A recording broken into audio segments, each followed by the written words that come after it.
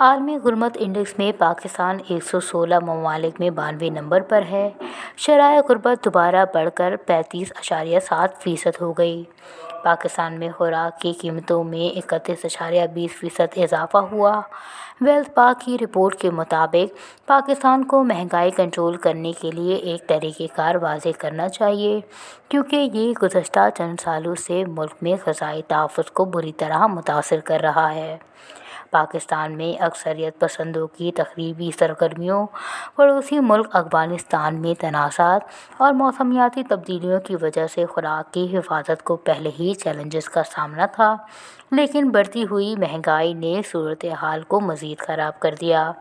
اس وقت دنیا بھر میں تقریباً 193 ملین افراد کو شدید غذائی عدم تحفظ کا سامنا ہے۔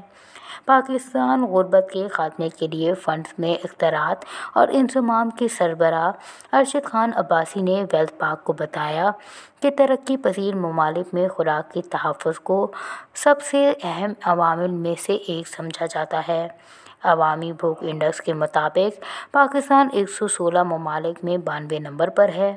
ہم نے 2015 میں غربت میں 50% کمی کی، جو کہ 57 سے 24.3% ہو گئی، لیکن کووڈ-19 وبائی امراض اور حالیہ تباہ کن سیلاب کی وجہ سے یہ 2022 میں دوبارہ بڑھ کر 35.7% ہو گئی۔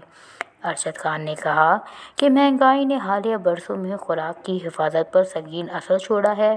انہوں نے کہا کہ آسمان کو چھوتی مہنگائی نے عوام کو بنیادی سہولتوں سے محروم کر رکھا ہے۔